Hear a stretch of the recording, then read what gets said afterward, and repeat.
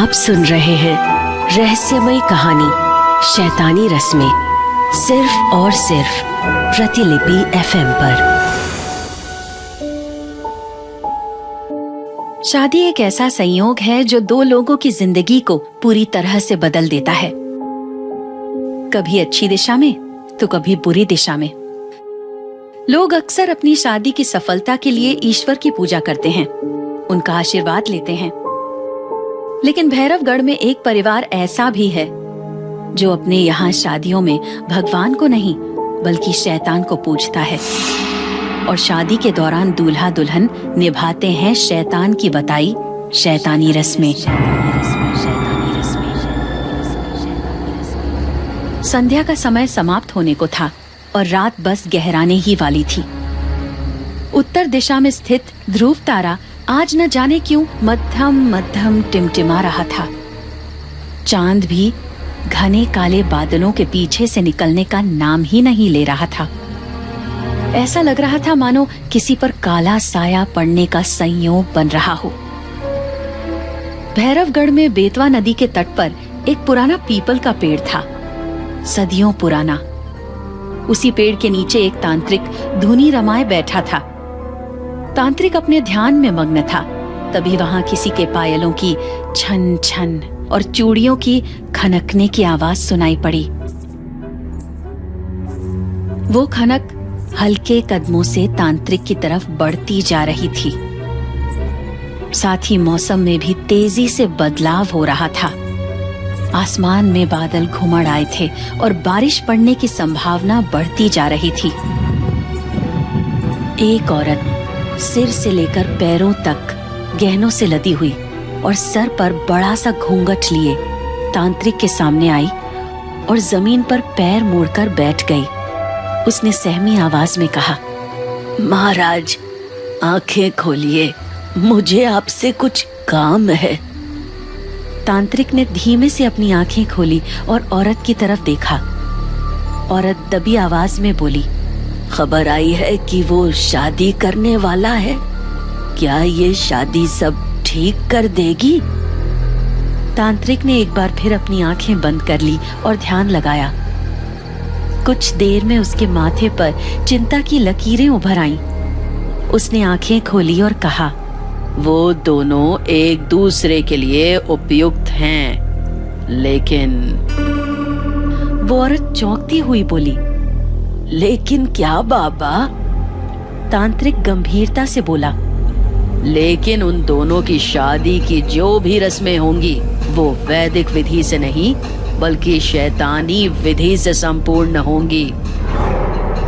उन्हें निभानी ही होंगी वो शैतानी रस्में। वो औरत निराश होती हुई बोली, जाने कब तक इस परिवार को ये शैतानी रस्में निभानी होंगी।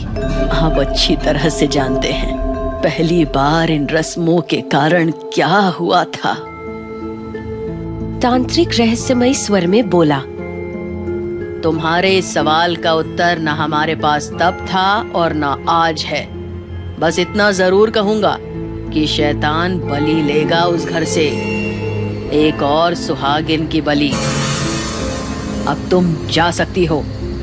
उस औरत ने तांत्रिक को प्रणाम किया और वापस गांव की तरफ मुड़ गई। मूसलाधार बारिश भी शुरू हो चुकी थी। वो औरत थोड़ा आगे बढ़ी ही थी, तभी उसे महसूस हुआ कि कोई उसके पीछे है। उसने मुड़ के देखा, लेकिन पीछे गहरे सन्नाटे के अलावा कुछ भी नहीं था। वो वहां से निकलने के लिए सामने घूमी तो अचानक उसे आभास हुआ कि कोई उसके सामने खड़ा है। आसमान में बिजली कड़की और उसकी चमक में उस औरत को सामने कोई दिखा। उसने तुरंत अपना घूंघट उठाकर सामने देखा तो उसके पैरों तले जमीन खिसक गई। वो औरत थर थर कांपने लगी और उसकी आंखों में खौफ उतर आया। उसके सामने एक भयानक साया खड़ा था। वो हड़बड़ाहट में तेजी से भागने की कोशिश करने लगी, लेकिन उसके पैर जहां थे वहीं जम गए। उसने बहुत कोशिश की लेकिन अपनी जगह से हिल नहीं पाई। तभी पेड़ से उल्लुओं के चिल्लाने की कर्कश ध्वनि सुनाई देने लगी। थोड़ी ही देर में वहां पर बहुत सारे सियार आकर इकट्ठे हो गए और एक साथ रोने लगे। उस औरत की आंखों में मौत नाचने लगी थी। वो काला साया धीरे धीरे अपने आकार को बढ़ाता रहा और शीघ्र ही एक भयानक शैतान में बदल गया। वो शैतान अजीब सी कर्कश आवाज में बोला, मैंने कहा था ना कि मेरे रास्ते में आने की कोशिश मत करना, लेकिन तुमने मेरी बात मानी नहीं। अब तुम्हें इसका दंड भोगना ही होगा।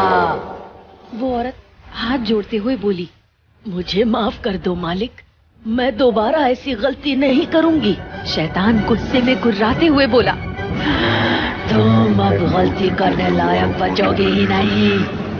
और ये कहकर वो शैतान उस औरत के एकदम नजदीक आया और उसने अपने लंबे नाखूनों से उस औरत का पेट चीर डाला। उस औरत की चीख बारिश की आवाज में दब कर रह गई। वो शैतान उसका खून पीते हुए बोला, अब बहुत जल्द मिलेगी मुझे उस परिवार की एक और बलि।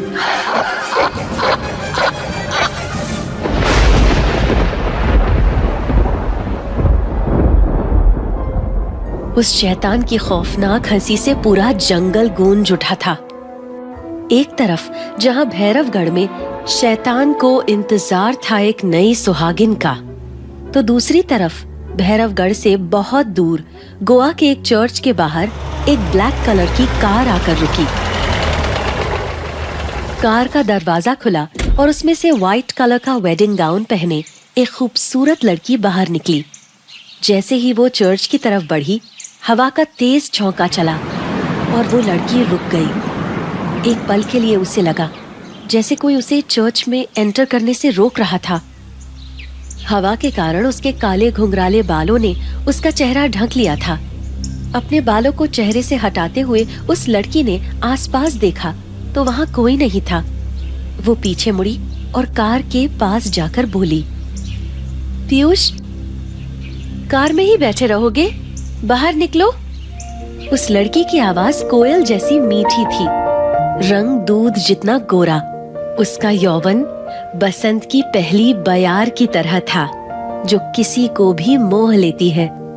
तभी कार की दूसरी साइड का दरवाजा खुला और उसमें से एक हैंडसम लड़का बाहर निकला। उसके बाहर आते ही लड़की ने उसे गले से लगा लिया और बोली, पीयूष, मुझे विश्वास नहीं हो रहा है कि आज मेरी शादी है। मुझे लाइफ की सारी खुशियां मिल गई आज। जहां लड़की बहुत खुश लग रही थी, वहीं लड़के के चेहरे को देखकर ऐसा लग रहा था कि वो उस शादी से खुश कम और परेशान ज्यादा है। उसके चेहरे पर एक अजीब सी घबराहट साफ नजर आ रही थी। लड़का मन ही मन बोला, निकी, मुझे नहीं पता कि इस शादी से मैं तुम्हें जीवन की सारी खुशियां दे रहा हूँ या सिर्फ अपना जीवन खुशहाल बना रहा हूँ। थोड़ी ही देर में दोनों फादर के सामने थे। फादर के कहने पर पीयूष ने निकी को रिंग पहनाई और फिर उसके होठों को चूम लिया। चर्च तालियों के शोर से गूंज उठा। निकी की आंखों से खुशी के आंसू बह निकले। पीयूष बोला, क्या हुआ?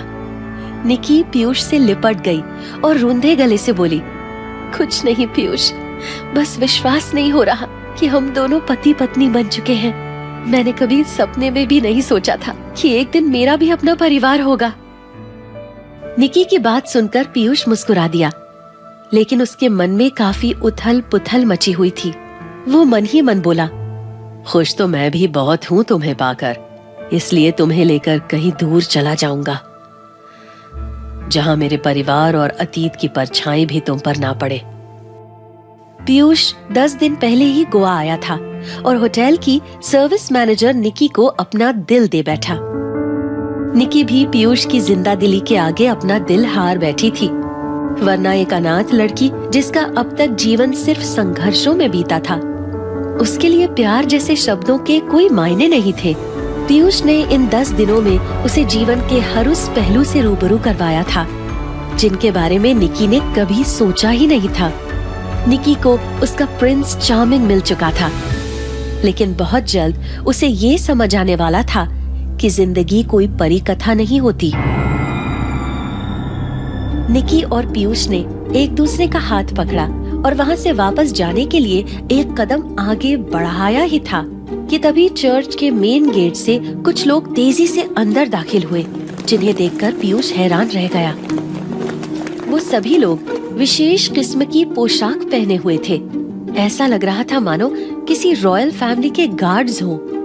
उनमें से एक अधेड़ उम्र का आदमी पीयूष के सामने आया और सर झुकाकर बोला, छोटे राजकुमार, हम आपको लेने आए हैं। निकी ने जब ये सुना तो उसे अपने कानों पर विश्वास नहीं हुआ। वो पीयूष से बोली, पीयूष, ये आदमी क्या कह रहा है? इसने तुम्हें राजकुमार कहा? पीयूष उस आदमी की तरफ देखकर बोला, भवानी सिंह, तुम यहाँ क्या कर रहे हो? भवानी सिंह बोला, राजा साहब और रानी माँ ने आप दोनों को सुरक्षित भैरवगढ़ लाने को कहा है।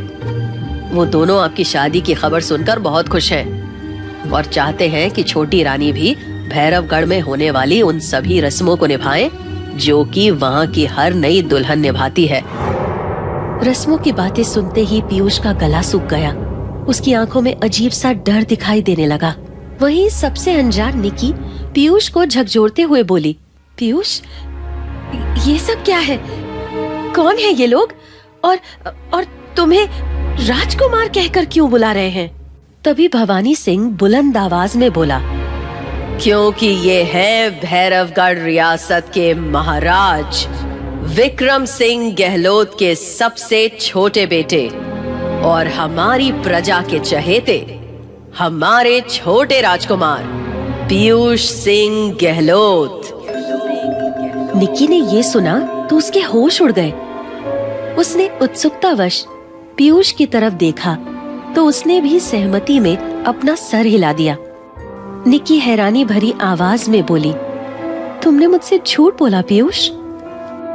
मैंने तुमसे कोई झूठ नहीं बोला निकी। पर तुमने मुझे अपने राजकुमार होने की बात भी तो नहीं बताई। निकी भड़कते हुए बोली, हाँ, क्योंकि मुझे डर था कि मेरी सच्चाई जानने के बाद शायद तुम मुझसे प्यार ना करो। निकी को ये सब सपना ही लग रहा था। तभी पीयूष भवानी सिंह से बोला, तुम जा सकते हो और पिताजी से कह देना मैं भैरवगढ़ नहीं आऊंगा और यही मेरा आखिरी फैसला है। भवानी सिंह जानता था कि पीयूष अपनी बात का पक्का है। वो वापस जाने के लिए मुड़ा ही था कि तभी निकी की आवाज गूंजी, रुको रुको। भवानी सिंह और उसके आदमी अचंभे में पीछे मुड़े। निकी गंभीर आवाज में बोली, मैं और पीयूष आपके साथ भैरवगढ़ चलेंगे। ये सुन पीयूष चौंकते हुए बोला, ये क्या कह रही हो तुम निकी? बचपन से ही मैं प्यार के लिए तरसी हूँ पीयूष, और आज जब मुझे तुम्हारे साथ साथ परिवार का प्यार भी मिलने जा रहा है तो मैं इसे खोना नहीं चाहती। मैं भी हर नई दुल्हन की तरह शादी की सभी रस्में निभाना चाहती हूँ, परिवार वालों का दिल जीतना चाहती हूँ। ये सब इतना आसान नहीं है निकी। पीयूष लगभग कांपती आवाज में बोला, हाँ, लेकिन जब आपको कोई सबसे ज्यादा प्यार करने वाला मिल जाता है तो उसके साथ से आप मुश्किल से मुश्किल काम भी आसानी से पूरा कर लेते हैं। निकी की आंखों में दृढ़ निश्चय था तो वहीं पीयूष की आंखों में डर के भाव। वो मन ही मन बोला, निकी, तुम नहीं जानती जिन रस्मों को तुम्हें भैरवगढ़ में निभाना पड़ेगा वो तुमसे तुम्हारा वजूद तक छीन लेंगी। जहाँ निकी के चेहरे पे संतोष और खुशी थी, वहीं पीयूष के चेहरे पे चिंता के बादल मंडरा रहे थे। और इन सब से अलग भवानी सिंह अपने फोन पे एक मैसेज टाइप कर रहा था, वो दोनों भैरवगढ़ आ रहे हैं, आप रस्मों की तैयारी शुरू कीजिए। भवानी सिंह के चेहरे पर एक रहस्यमयी मुस्कान थी। आखिर ऐसा क्या है भैरवगढ़ में निभाई जाने वाली रस्मों में जो पीयूष निकी को भैरवगढ़ नहीं लेकर जाना चाहता? आखिर क्या है भैरवगढ़ की शैतानी रस्मों का राज? क्या निकी शैतानी रस्में निभा पाएगी? क्या होने वाला है निकी के साथ?